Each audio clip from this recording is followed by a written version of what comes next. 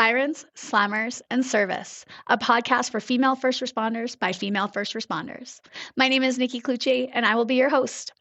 As a former correctional officer in Alberta for almost 2 decades and the founder of Blue Line Fitness Testing, which provides law enforcement fitness testing and first responder wellness workshops, I started this podcast as a way for female first responders to share the trials, tribulations, and triumphs of their daily work.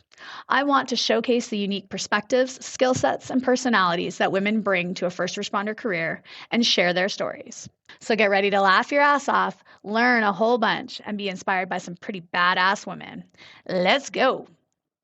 I do try and keep the episodes to about an hour, like recording time an hour, and then I'll try and edit it down to like 45 minutes. But if we go a little bit over, it's not a big deal. Where's my, there it is. Clear. Okay. And my phone is on silent. Okay, perfect. All right. So let's rock and roll. We are going to go in 3, 2, 1. Welcome back, guys. You guys, today, holy crap, you guys, today we are joined by not a one-time Olympian. We are joined by a 2-time Olympic athlete, Dawn Richardson Wilson, who is also a correctional peace officer at the Calgary Remand Centre and has been to the Olympics twice for the Canadian bobsled team, is joining us today. I am so excited about this, you guys. I can't wait to dive into your story, Dawn. How are you today? I'm doing really good. In Calgary, we've been getting a few more days of sun, which has been so nice in comparison to the rain. So I'm just happy to let the sun touch our face for once. I completely agree. It has been rainy here as well. And today it's actually sunny and I'm like, I want to be outside and soak it in. Yeah. So you guys, I was introduced to Dawn. This is so random, but Dawn works down in Calgary and I have a bunch of friends, obviously from corrections, that are now working down in Calgary, working as supervisors, working as managers. And an article popped up and it actually came from one of my rugby friends. And she had somehow got it through the government of Alberta. And it was this article on Dawn going to the Olympics, being an Olympic athlete. And then this little like footnote at the bottom, oh, she's a correctional officer at Calgary Remand. And I was like, what? Hold the phone. Wait a minute. I had no clue that we had a correctional officer that was also an Olympian. So then I just stalked all my friends in Calgary and was like, you to find this girl. I need you to get a hold of her. I need you to tell her that I want to talk to her and I want her on the podcast. And so West Camp, thanks, buddy. I love you. Thanks for basically handing my phone number. Apparently didn't tell her anything about it. Just said, you need to call this girl. You need to call her. And I was like, okay, sounds good, sir. Sounds good. You guys, she had no clue that I worked in corrections. She had no clue. She didn't know anything. She just calls this random lady. Okay, this random lady wants to talk to me. Yep. Yes. I love it. I just think it's, like I said, I think it is so cool. And we were kind of talking a little bit before recording. So back in the day, way back, when I was playing at high level rugby, I had a couple friends that owned the podium, which is now a big thing. Back then it was just starting. Own the Podium was reaching out to other sports to say, hey, you have this skill set. So for bobsled, a powerful, strong sprinter. Strong enough to push the sled, but fast enough to push it fast enough to get a great start. And so they reached out to 2 of my good friends, Jill Harris, who goes by Jill Gaynor now, and Maria Gallo, and basically said, come and try bobsled. And so these rugby players who had never, ever been in a bobsled ever before said, sure, let's give it a shot. And they showed up and they trained. Jill was slated to be going to the Olympics and then injured herself playing rugby. So she never actually got to go. I'm not sure if Gallo ever went, but it was just so strange to me that they took these rugby players and put them in this bobsled and said, let's go. So I do have a little bit of knowledge about bobsled, not a ton, but I want you to tell me all about this because multifaceted. So 2-time Olympian in the sport of bobsled and works casually as a correctional officer. How did this all come to be? I will say, as pertaining like your friends just trying bobsled out of nowhere, that is a common thing. There's been so many instances where we just grab random people and say like, do you want to like get in a sled? And they're like, I don't even know who you are. And then they still get in the sled anyways. So there's a lot of moments when a bobsleigh athlete's career actually starts just out of thin air. Because if you can stomach it, then eventually everything else will follow. But yeah, so for me, I didn't have the same experience as that. I was actually in Edmonton at the time. I completed 1 year at McEwen University. This is around the time that I had turned down a few scholarships for basketball and rugby, and I was just being a student. Yeah, I was just being a student, and I was like, what is this life? Like, is this what you guys do? Just go to school and go home and repeat? What? And I just couldn't fathom just sitting there and letting all the skills that I've learned through high school when it comes to like weightlifting, basketball, rugby, track, just stop. Do you know what I mean? And so this was the time that bobsleigh was having a recruitment camp in Edmonton. This was back in like 2018. And so I was like, I have no idea what the sport is. I don't care anymore at this point what sport I go into, but I'm just gonna give it a shot. Like, okay, I don't even know how you train for this. I'm just gonna continue what I was doing, running, lifting. That's all I knew. And then when I walked into the recruitment, there's these massive people just built. And I was at the time like barely getting up to 60 kilos, like this thin twig essentially. And I was like, oh, what am I doing here? I went in heads first, but I feel like I should have looked into what this sport was before I just like showed up. And I think in that moment I had two choices. I could turn back around and say, "Hey, this is not for me," or I could just see what happens. I did exactly that. I just went in and I did my best. Left there being like, it doesn't happen, it doesn't happen. And then to my surprise, a few weeks later, they reached back out and said, "Hey, do you want to come out to Calgary for the second phase?" I'm like, second phase? You picked me out of how many people showed up? I was like, ain't no way. I'm like, it's one of these things that that just happens. So I'm like, maybe you misspelled my name, maybe you sent the wrong email. I don't know what's going on here. Yeah, so that's kind of the initial phase of how I got into, at least introduced into the world that is bobsleigh. So been an athlete then all the way through like school and stuff like that. And then so you said basketball and rugby. Were you in track as well? Like kind of on the side as like a side sport? Yeah, I did everything. I did Olympic weightlifting, basketball, rugby, track, and then ultimate frisbee in my phase of like, am I done being an athlete? Is this all there is? Ultimate frisbee. Don't get me wrong, it's great. Like the cardio and like just everything in general is great about ultimate frisbee, but I knew it wasn't where I wanted to stick. So Yeah. Yeah.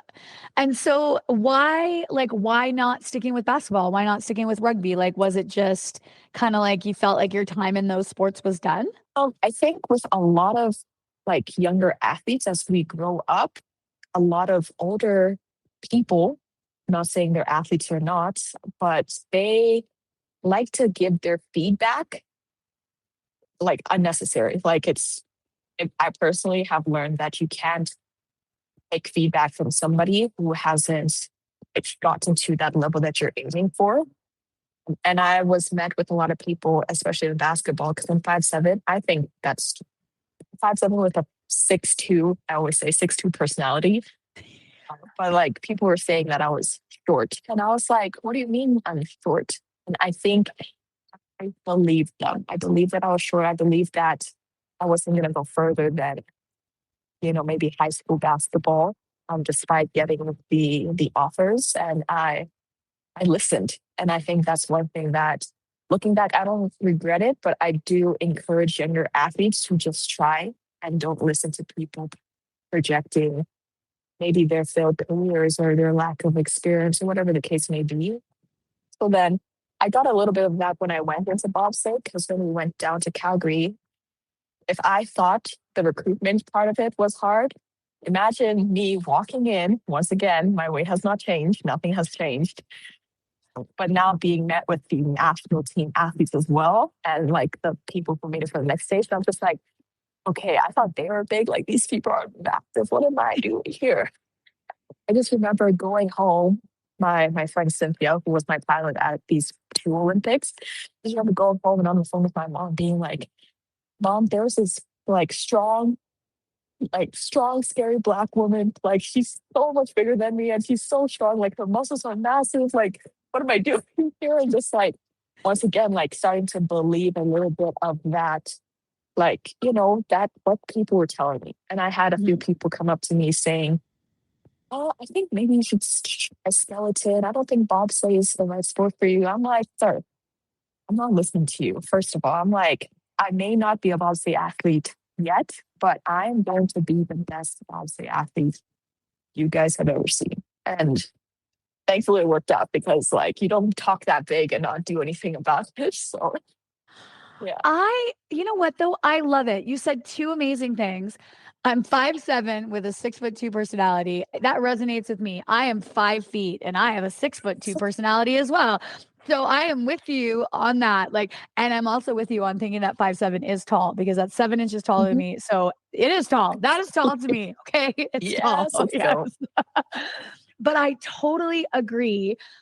And so as a coach now of female athletes, basically athletes of all ages, but with a focus on females in that kind of like high school range right now, I think there is such a massive drop off. And that's why I wanted to know from you what it was.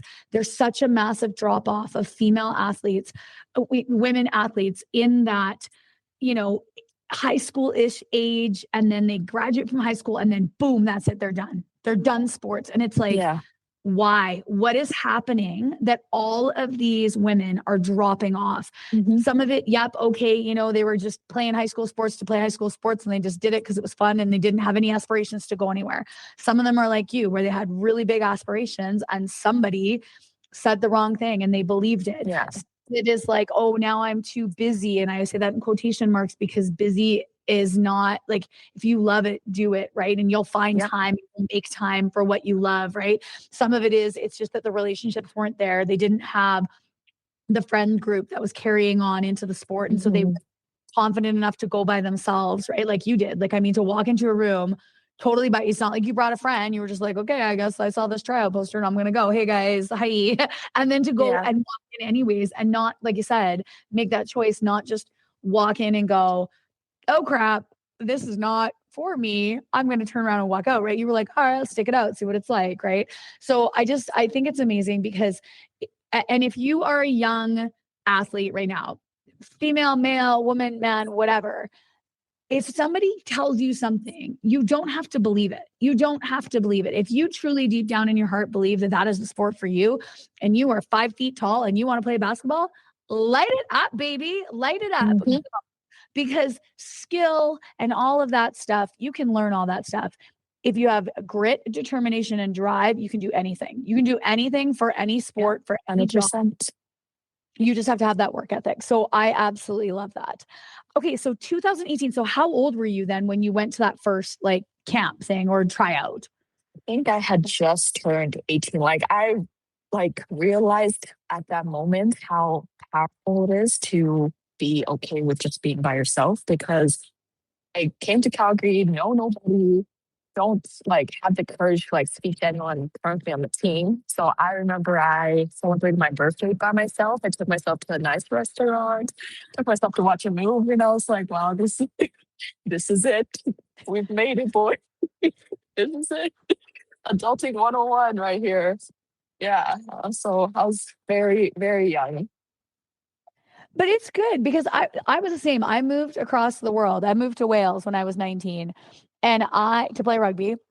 And I feel the same way. I think that time totally by myself, literally knowing nobody when I got there. I had family in England, but that was like 6 hours away. So when I got dropped off at my university campus and the door shut and my friend that had met me at the airport and had dropped me off left, I the realization of oh shit, you are here by yourself. Literally nobody in the world freaking knows you. Nobody here. So what you going to do with yourself? What are you going to do? How you going to and I learned a lot about myself that year because it was at the end of the day, did I meet a ton of friends? Yes. Did I have an absolute ball? Yes. Did I party my ass off? Yes. But it was a lot of dude, you're on your own. So like you got to figure it out. You got to go figure out how to get your bank sorted out. You got to go figure out like what the bus system is. You got to go figure out like where you get groceries. Like you have to figure it out. Like yeah, welcome to adulting. Like here we go. It's time to buckle up and figure it out because nobody's going to help you and nobody's here to hold your hand and show you around. Right. So yeah, I like that. Kids need more of that. They need to be thrown into spaces that they don't depend on people as much. And so you went to the second, so did they ask you to move down to Calgary for the second one, or did you just like travel down to Calgary, see how it goes, and then come back up? Stay with us. We'll be right back. Blue Line Fitness Testing is a premier law enforcement fitness testing and training center based in Edmonton. Specializing in helping individuals prepare for the physical demands of a career in law enforcement, we offer comprehensive fitness evaluations, specialized training programs, and classes tailored to meet the unique needs of our clients. Our facility hosts a range of classes and are committed to fostering a supportive and empowering environment where clients can achieve their fitness goals.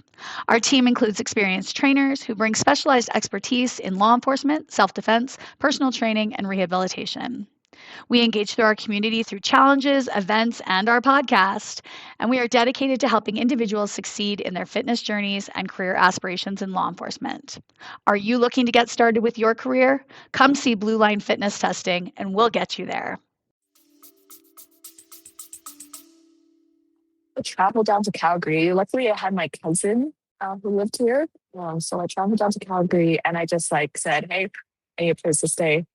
Accommodate, please.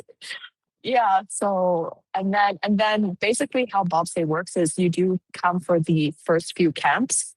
And then usually after the third camp, if you've made the team, it's basically like you're on the team, you're going off, like shipped off to Whistler ASAP, or you're back home ASAP.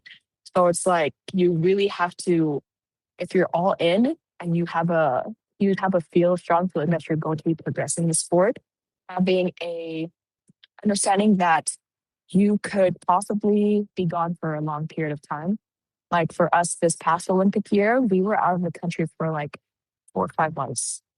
That's something I think more bobsleigh athletes maybe need to talk about, how to prepare for when you do get selected onto a team, because it's not like, okay, go home, think about it a little bit and then come back. It's like once you made it, you're going. So this was 2018. So you had just missed the Pyeongchang Olympics, right?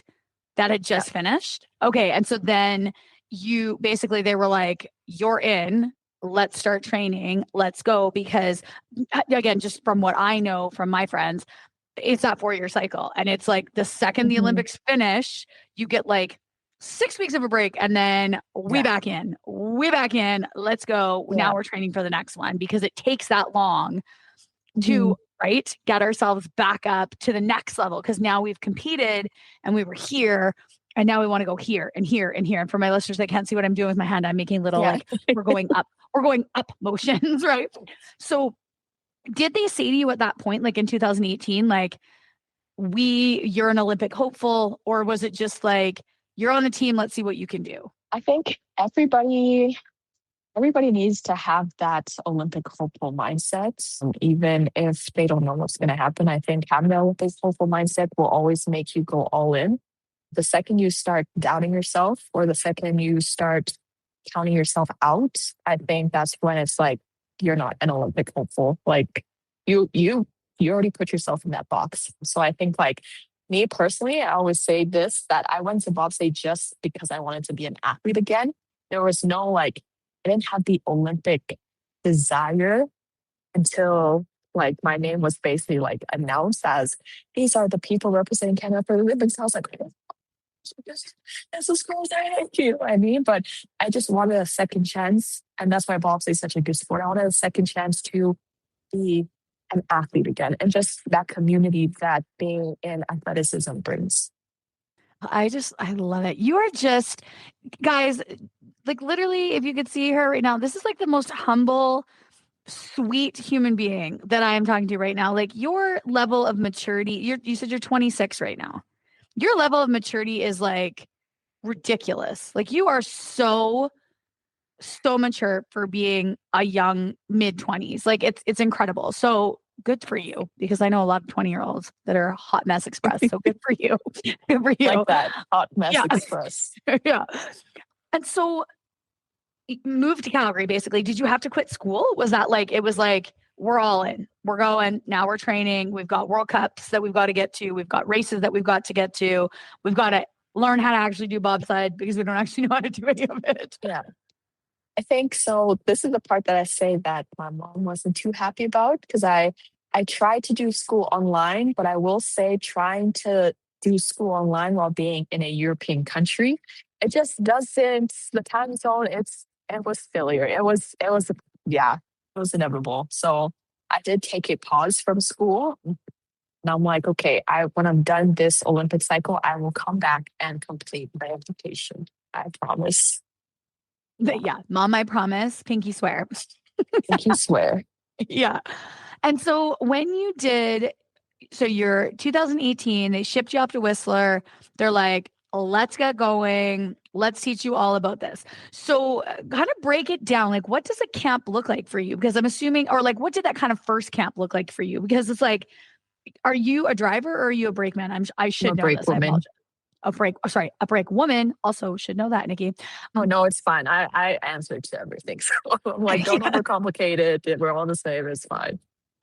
So, because there's like learning how to actually be a brake woman. There's learning how to like push the sled. There's learning how to get in the sled without falling on your face, which is what would happen to me if I ever tried to do that. Like the fact, every single time I watch it, because I will watch bobsled all the time. Bobsled, skeleton, the ski jumping with the big whoof ski jump. We'll watch that. Yeah. Half pipe snowboarding. You want me to Winter Olympics, girl? I am in. I am glued to my TV. I became a speed skating like addict on this last one. I was watching every single race like a crazy person, like Awesome. cheering like I knew these people. I don't know any of them, but I was like, come on, right? Like I'm in it. I always watch bobsleigh and I think to myself, if I had to run that fast and then magically leap my legs into a thing and then get in and get set and get my head down, no, it's Yeah. not happening. I would be the one sliding down the track next to the sled, like just like As it missed goes it. away. Yeah, missed it. See you later. So how does that like is like obviously there's dry land stuff. There's like you're studying the courses, so you know like when you need to break versus when you need to like not break. Like how does all that play out? Yeah. I'll break it down. So in a first camp, when you are a newer athlete, you will have a lot of dry land things in terms of like you're gonna have to be in the gym, learning how to do like dynamic and explosive movements. So we'll do like power cleans, snatches, squats, and things like that. And then you also have your sprint component. Bobsleigh athletes, if anybody knows anything about bobsleigh athletes, we are not distance runners. When it hits 30 meters, we are fatigued. We are done. We're in the sled. And so there's obviously how do you produce speed quickly and explosively, especially for the first few steps to really get the sled going. And then we have an ice house here down in Calgary. So the ice house is like a mini bobsleigh track that doesn't have anything but just the start, essentially. So it's just for us to get as many reps without putting our bodies through the G forces that is produced when we go down an actual track. So at first camp would just be one, learning all of those things, learning how to push. And trust me, like I want to get like a compilation of everybody's first pushing because it's ugly. It's not pretty. I know mine wasn't pretty, so it was bad. But it's a skill that nowhere teaches it. Like how would you know about how to properly push a bobsleigh? And then so from there, this is the time the Calgary track was open. So if Whistler's like up here, like intensity wise, Calgary's kind of like a intro to Whistler, where like once you know that and once you go over kind of like what a bobsleigh is made of and how to put the pieces together and polish the runners, which is the blades that go under the bobsleigh. Once you learn all those things, then you'll get to go down your first ride down a bobsleigh. And trust me when I say it was bad. Like I just remember standing at the top of the hill in Calgary, you can't really see the end. And I'm just standing there with this person I just met 5 days ago. Uh, like, I love her. Her name's Corey Hall. But at that moment, I had no idea who she was. And you're just like, I was supposed to get in the back of the sled with you, and I just met you. So we started pushing, and that feeling feels in my head. I'm like, I could get in right now. I could let it go. I could get in. I could let it go. I got in because honestly, we can't show that we scared. But I was scared. Going down the whole track, I could just feel my grip tightening around the inside of the bobsleigh, which is the frame. And like, it's something you can't even describe. Like, I would say the closest thing is probably like a roller coaster. Like, you're climbing the peak, and then you just drop. And everything is between your knees. Like, it's insane. And then we come to the bottom, and I'm like, I can't even help her pull the bobsleigh off the track. Somebody has to come and like pull me and the bobsleigh off of the track because I'm glued to this thing. And she just looked at me like, are you going to go again? I was like, girl, can you give me a break? Like, I just went down this thing for the first time. But when I decided to go again, I knew I was locked in. So it definitely does come all at once, which can be overwhelming for newer athletes, but with the right team, they'll pick it up quite quickly. Well, yeah, and it's like you said, you're either hooked or you're not hooked, which is good. Like, I mean, and that's I always say that there's like same with me, rugby. My first rugby game, I was like, oh my God, yes, this is the sport for me. This is what I was meant to play. Like, I'd played all the other sports growing up, done all the other things, right? Played my first rugby game, and I was like, where have you been all my life? This beautiful sport, right? Like, where have you been?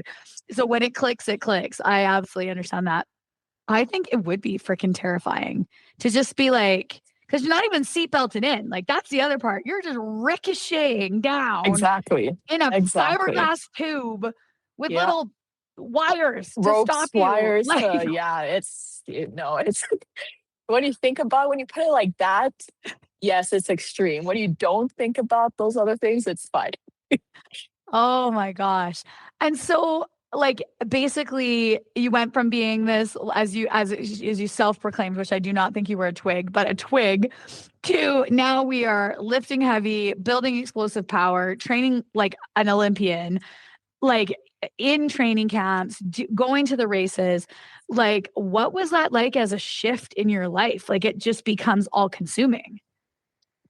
Yeah, it's definitely, your body doesn't prepare you for the amount of like extra work that you have to do. It's not like pack your shoe in a gym bag and go to the gym. It's like pack your shoe and a 70-kilo bobsleigh and other things to go to the gym with you. It's like it's a lot. And I think the first year you really have to give yourself a lot of grace for all the knowledge and as well as the things your body goes through. But I do think like just like truly understanding the sport is truly understanding that everybody's built different and one person isn't going to respond to certain training or feedback as another person. I think like that's super important if you want to be successful in that sport, but yet in every other sport. Yeah, absolutely. And so you went to the Beijing Olympics in 2022. That was your first ever Olympics. What was that like? It was good. We ended up coming eighth, which is good for our first Olympics. And I know that I was probably crying the whole time, just because you made it. You know what I mean? It's like it's a dream that not a lot of people get to accomplish, and you were that one that made it. And I just remember telling myself, like, oh, I'm not gonna cry, I'm not gonna cry. I was crying, and nothing could stop me from crying because it's something that, like, as a kid, you're exposed to this, but there's never a true path to you accomplishing that dream. And I think, like, when you make something that big, or it doesn't even have to be sport related, but any dream that you've been working hard towards, fulfillment of it creates this release. And that release it's indescribable because, like, it's something you were fixated on for not like 2 months, me learning how to crochet, fixated for 2 months, and I was like, I'm done. It's like, this is 4 years of fixation and 4 years of hard work and 4 years of blood, sweat, tears, and financial sacrifice that you have to put towards this sport. So it's like when that happens, it's it's just tears that comes. And then when it doesn't go right, and then it's tears as well. But that's another story. Yes. Well, and I think, I mean, you brought up a couple really good points there. It's like it's that culmination of, like you said, 4 years. Like if you think of, like, for the regular listener that's just listening, where you were 4 years ago compared to where you are now, like all of the things that you did in 4 years. Now think that you are solely focused on one goal for those 4 years. Mhm. Like that is just like that's the one thing that always blows my mind about the Olympics, because I feel like in other sports, right? Like your goal is to get into the NHL. Your goal is to get onto the Canadian team. Your goal is to get, whatever it is, it's to get to that Mhm. like thing and then you're there.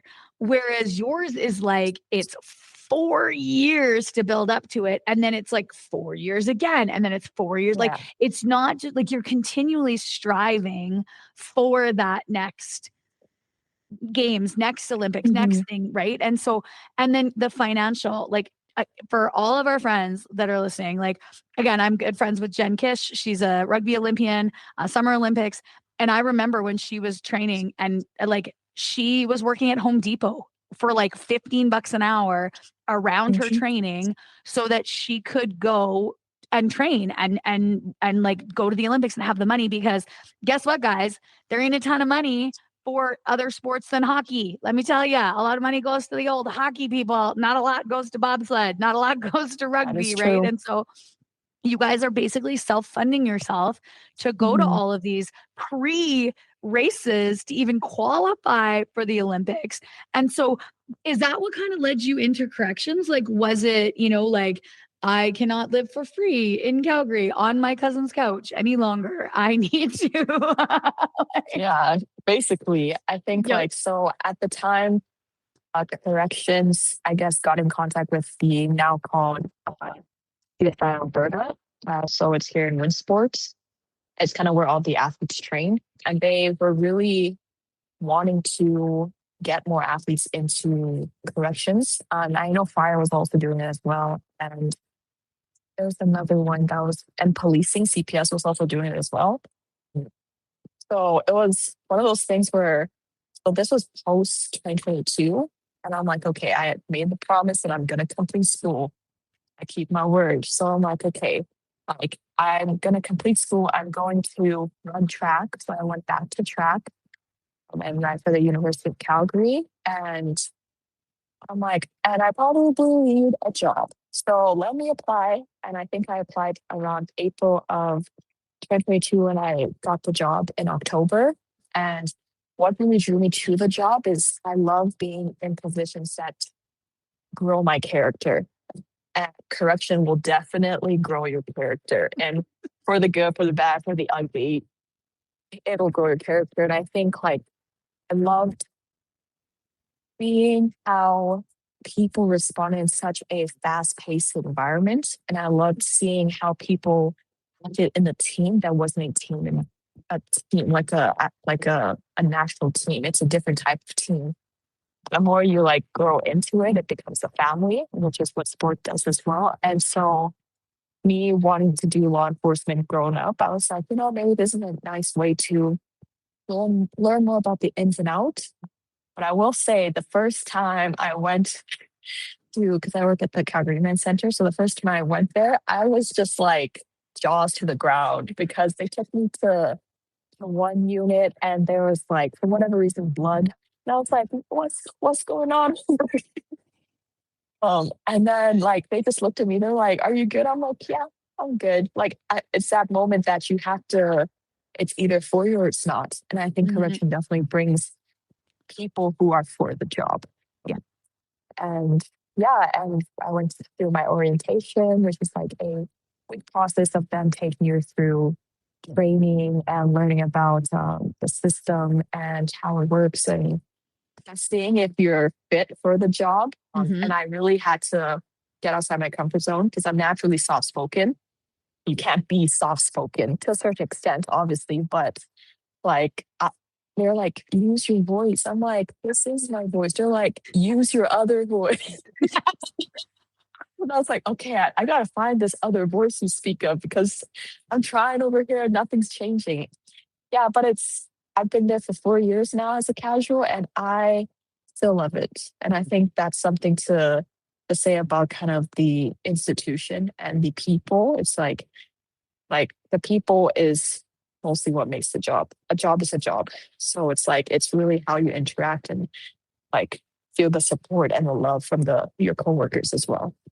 Oh, totally. I agree with that. And I love how you like aligned it with like a sports team and the work team and the family, because that's exactly it. Anytime you work in a first responder career, and that's why we love athletes, because Mhm. we actively try. So like I'm not shocked at all that correction was trying to pull from Olympic athletes and CPS and Calgary Fire, right? Because you're disciplined, you have grit, and you're fit. We need all three of those things in these Mhm. careers. So yes, please come on down. We want you, right? But it's also that you understand the team dynamics. So you understand that although that might not be the best thing for you, it's the best thing for the team. So therefore, we make sacrifices and we do what we need to do because it's the best Mhm. thing for the team. And that whole alignment, but that also those people then become your family, because when you're in a first responder career, you have to trust so and so to have your Mhm. back when you go and do a 100%. round. You have to understand that like you're going out there and they better be paying attention, because you're up in a corner cell talking to an inmate, and if he wants to pull you in the cell, he's going to pull you in the cell, and your partner better be watching. And so Yeah. that family and that reliance is super important. And same with bobsleigh, your driver is relying on you as a brake Mhm. woman to be paying attention, knowing what the frick you're doing, locked in when you're ripping down that track so that you guys aren't crashing, or that you're doing the best that you can. And I really like it's a family, and the people 100% make the job in corrections, like 100%. The reason that I stayed as long as I did was because of the people. It's also one of the reasons I left was because of the people, because there's good people, bad people, but that's like that in any job. And so for our listeners that don't know, so casual basically in corrections, you can be a full-time employee, but you're still a wage employee, which means you are assigned to a 6 and 3 rotation. So you work for 6 shifts and then you get 3 off, and then you work for 6, and you're assigned to either A, B, or C shift. And you're kind of like full-time hours, but you're still considered like a wage employee until you've worked for 2,850 hours and you've gone to the training academy for your 7, 8, 9 week training, whatever it is. Or you can stay casual like Dawn is, which is we use you when we need you. So we have a whole bunch of people that are off on holidays, July and August. We're like, hey Dawn, you want to work? Perfect. Can you pick up this shift? Perfect. Can you pick up this shift? Can you pick up this shift? Great. So you might be working a couple days in a row. You might be not working a couple days in a row. You might be working a day shift and then an afternoon shift and then maybe a couple night shifts and then maybe a day shift over here. But the casual people, you guys, I loved our casuals. And people would always kind of be like, oh, casuals, I need to just go 6 and 3s. It's like, no, man, they got stuff outside of life. Like a lot of retiree people or a lot of people that left corrections will come back and work casual because you can work when you want to work. You get paid really well. You don't Mhm. get bogged down in the politics. You show up, you do your shift, you have a little fun, and then you leave. And it's like, ta-da, great job, right? So if it's Yeah. something, if it's something that you have that flexibility and or you need that flexibility like you do, it's a totally great option to work around things like that. Or even Mhm. as a secondary job, I know a lot of Calgary Fire guys will work fire full time because they're 7 on, and then they'll have a whole week off and they're like, well, I'll go pick up a couple shifts at Calgary Remand and, work casual here, there, a little bit of extra pocket change. Good for me. And so how does that look for you working around? Because obviously you're still training all the time. What does that look like now, working and training at the same time?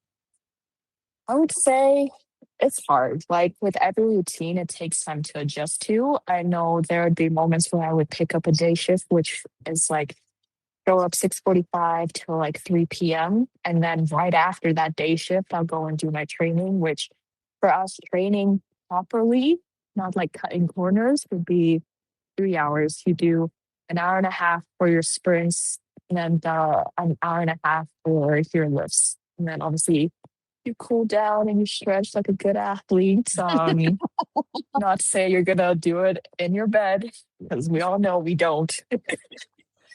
So yeah, it would just be a lot like knowing you really have to know why you're doing it. Because Mhm, if you don't know why you're doing it and if you don't like the job or the people, it makes it very hard to do both.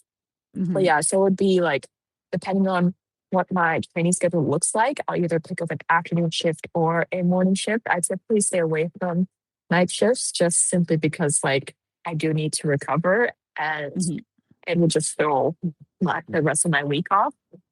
But yeah, this past year I ran for the track team at University of Calgary. I got injured before my last race, and then I had to recover to bounce back for bobsleigh. So I got injured around February, and then bobsleigh recruit testing camp is in September, August.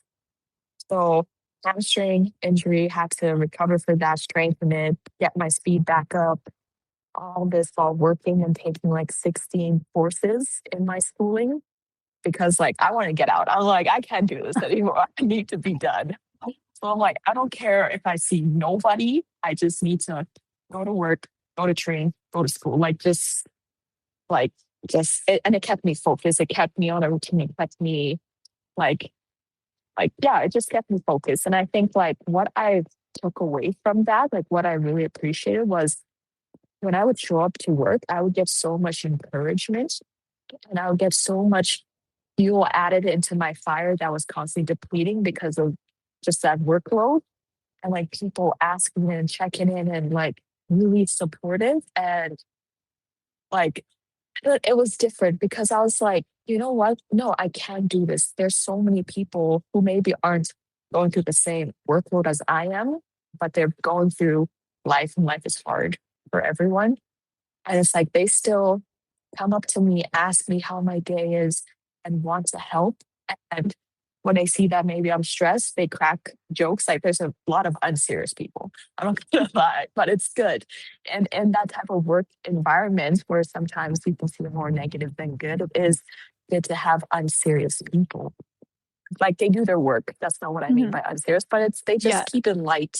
Yep. And it's like that's so refreshing that I can go out there and work so hard and then come to a family who, as I'm working with them, is just so supportive. And even throughout the Olympics, like they are so supportive. I made like player cards that I came and signed and handed out before I went off to Cortina. And like the love that I received was just like, yes, let's go and do this. Like just the energy is something else. Like there's just nothing like it. Like just like being on like one of the bros, you know, just like raw, like yeah, let's go. Like yeah, so see, you found your voice. You found that other voice. I did. Right I did find it. Right I did find it. Yep. Comes out every once in a while, but it's there. And so this last Olympics, because you guys did great, you went up in the rankings, you had some really good races because I was watching, not even knowing that I was going to have you on the podcast, not even knowing you, just watching me like, let's go Canada, I love you, come on, babies, let's go, right? Like super cheering. Did any of the inmates realize and recognize and say to you like, hey, boss, I saw you on the TV, you were in the bobsled? Yeah,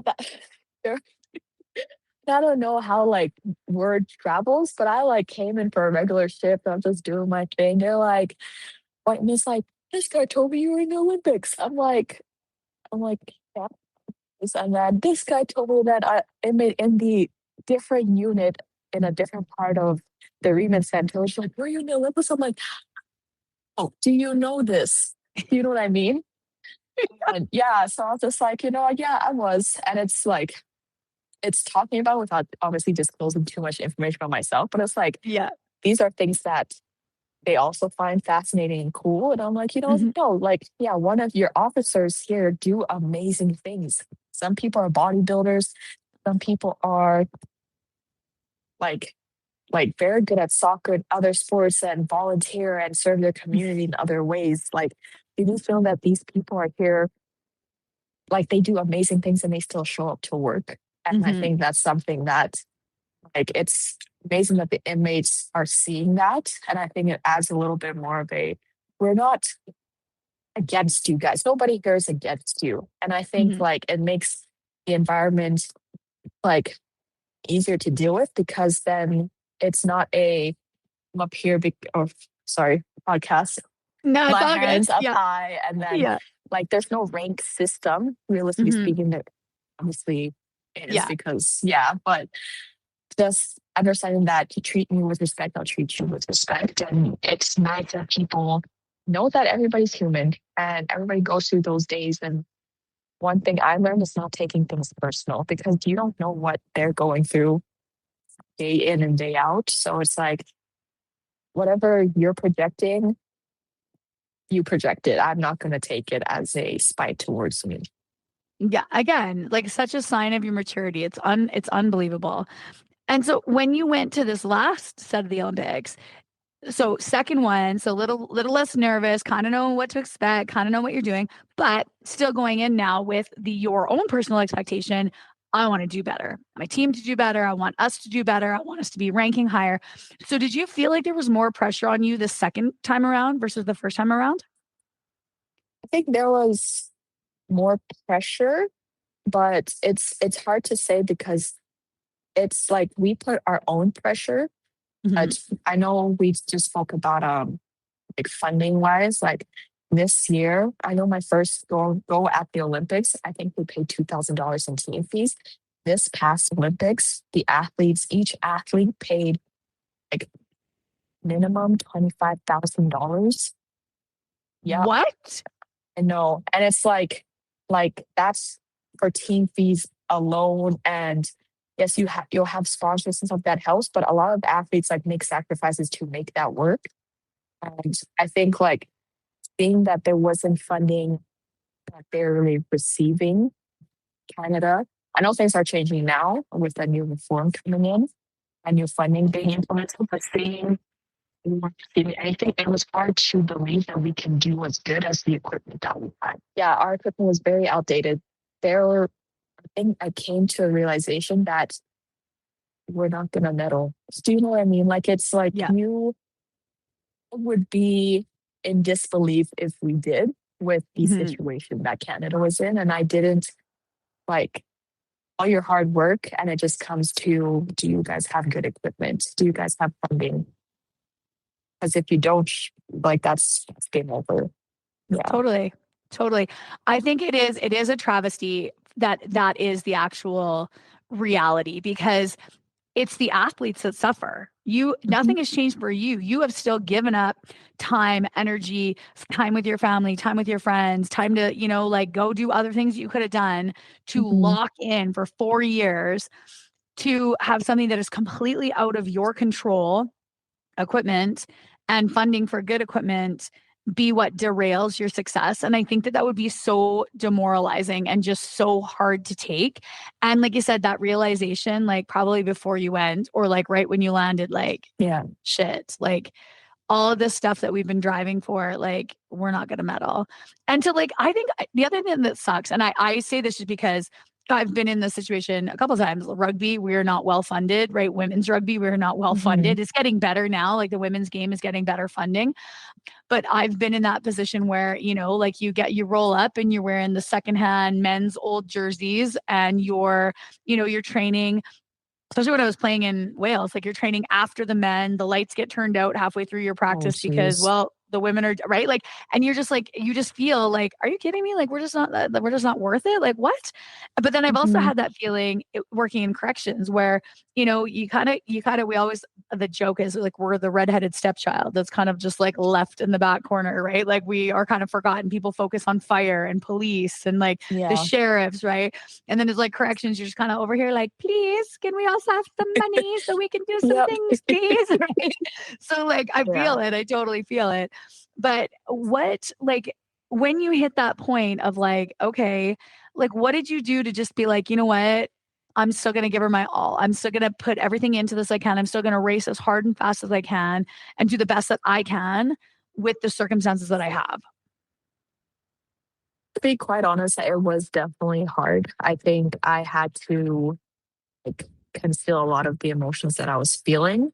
And just, you know what I mean? Like, I just, like everything you just said, I just knew that if nothing goes right, at least I gave the effort. And I think that's sad because then at the end, like, it's crazy. You race, you come down the track, you pull your sled off to the side, and then the next thing, there's a camera in front of you because they want to interview, and you're just like, yo, give me a break. Like, Yeah. because then that's when all the emotions come out. We're just like, obviously, you say the media friendly thing, oh, it wasn't our time, we'll get there next time. But in reality, no, that was the worst experience of my life. And I feel like it's not always glorified because we want to portray everything's good. But I'm like, if everything's good, things could have been different. Yes. So I think like, obviously you put up a happy face because you're still there in the moment. And then when everything's said and done and the lights are off, everything just hits. And I think it's in those moments that realization and your worth and everything else just like comes into play and be like, oh, actually wasn't that great. This actually wasn't good and all those things. So I would say like everybody handles it differently. I put up a front because I know that my teammates need that front because I'm usually a very positive person. So it's like if the positive person is freaking out, we're all done. So so yeah, I think that's how I handled it. Just put on a strong face until the game is done.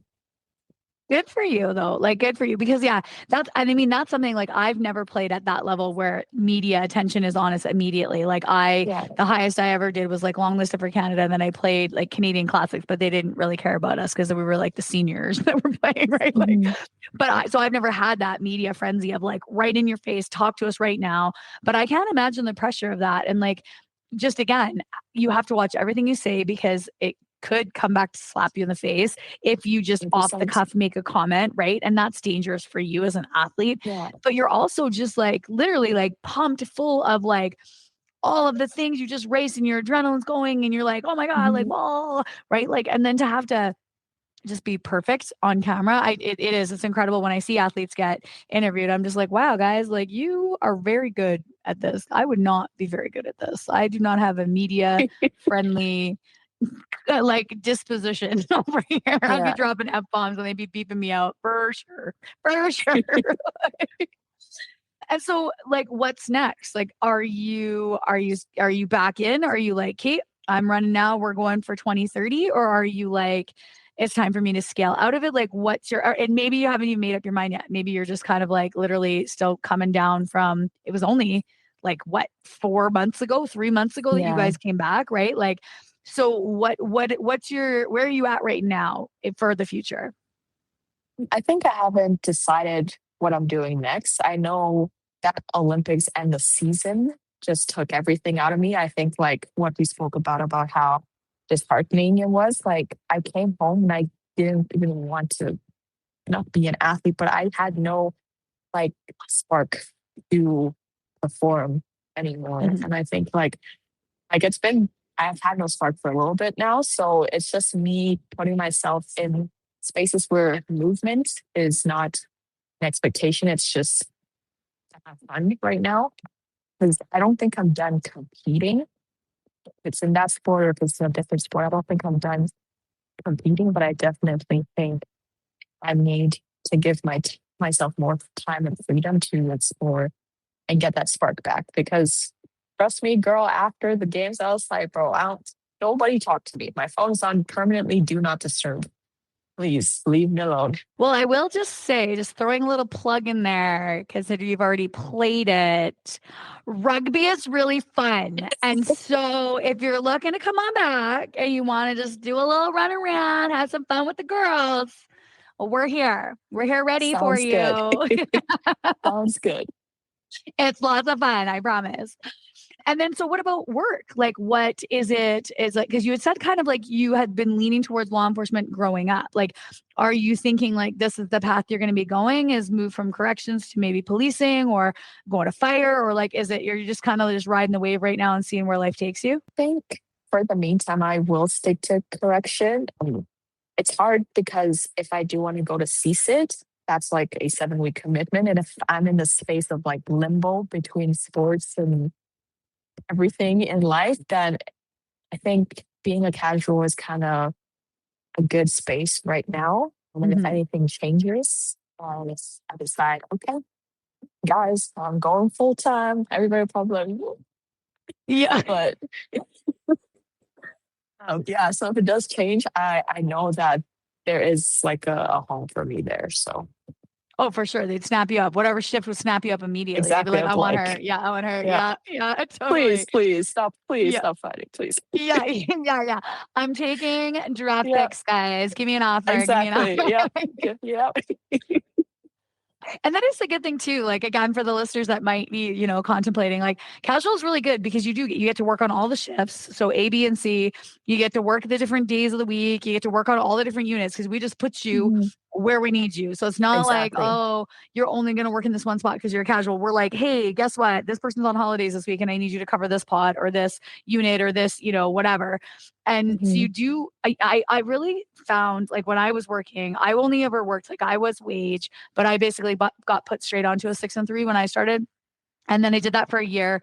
And then they did a shift shuffle and I went back onto like just casual, which is really devastating to me because I was like, no, I love my shift and I love my 6 and 3s.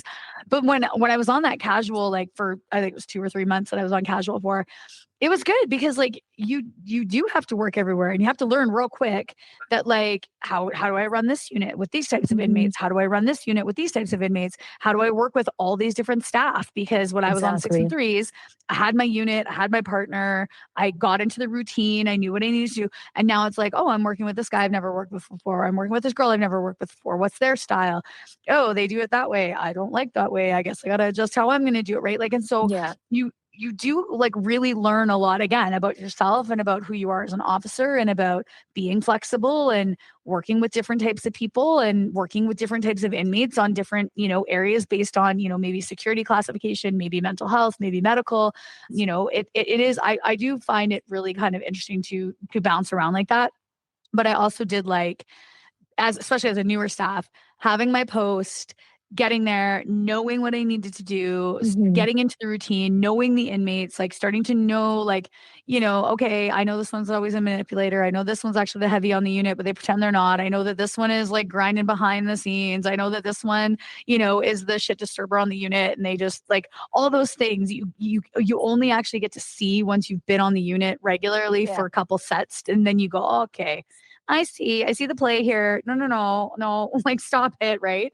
Yeah. So yeah, I think, I mean, you'd be phenomenal at corrections and you would move up very quickly. I can also tell you that I bet you would get full time and you'd be a 3 within a year. I can pretty much guarantee it. So if it is something you want to do, light her up, girl, light her up because you would do great at Yeah. it. So okay, well let's do a little wrap up then on this because you shared just incredible information and you are a really cool person. Like you are very, very Thanks. cool. You are very like I just love your vibe. You're so just like, yeah, okay, cool, whatever. But like I know I can sense there's like that hint of steeliness under you, which is just like, no, I'm gonna work hard and I'm gonna get what I want and I'm gonna set a goal and I'm gonna attain it. And I Hmm. love that because that to me is run hard, baby, run hard and go for those goals because you can get them whenever you can do whatever you want as long as you're willing to work for it. And I just, Yeah. you have that vibe, which I love. So, okay. So the number one wrap up question I ask all my friends, and I'm going to give you a two-pronger because I think there's two totally different answers to this one. So number one is while working at the jail, what is your favorite food or snack when you're on shift? Lately, I've been having it like a sweet tooth, so I usually bring like a chocolate of some sort, chocolate muffin, chocolate brownie, chocolate anything with a glass of milk, and I just yeah. But I'm usually always eating. Every like I'm always eating.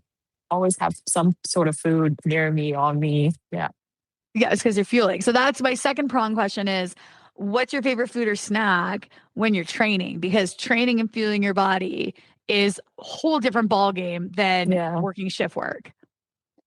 I think like that's okay. Training would be more healthy. Yeah. Yeah. I do tend to stay away from the sweets and stuff. I will treat myself to like ice cream every once in a blue moon, but it's more so like heavier meals, like whole meals. I love a good like toast with peanut butter, bananas, and honey.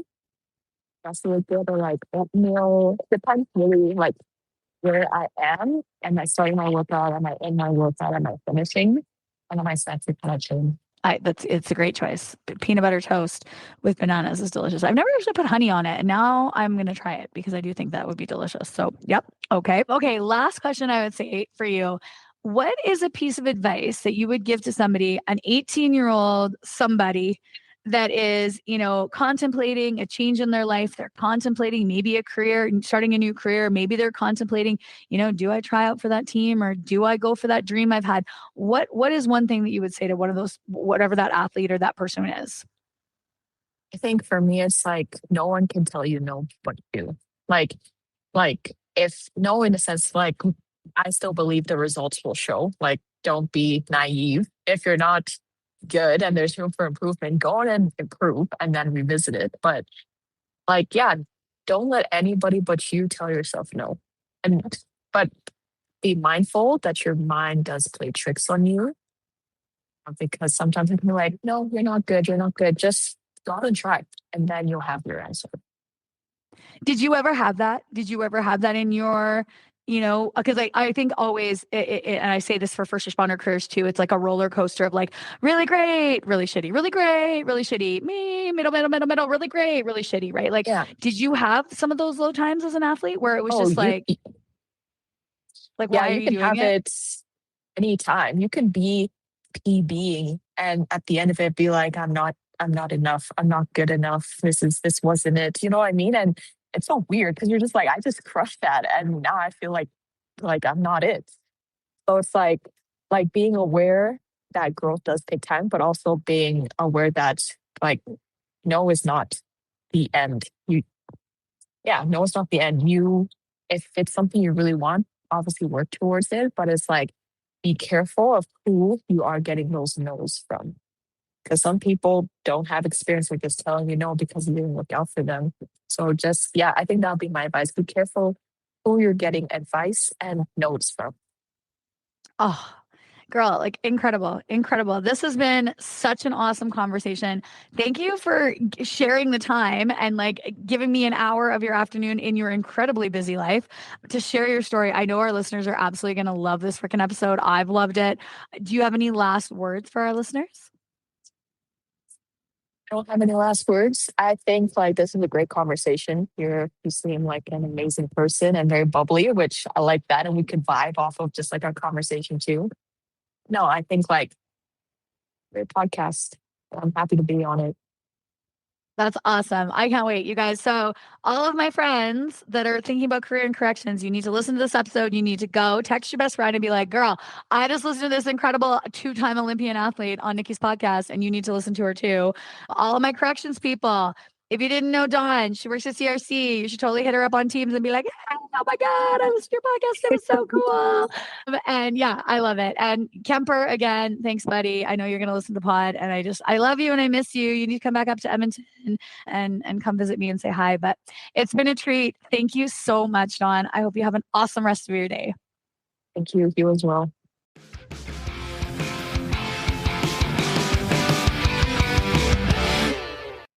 Well, that's it for today, folks. Thanks so much for tuning in, listening, giving me your time, your energy, and your attention. I completely appreciate it.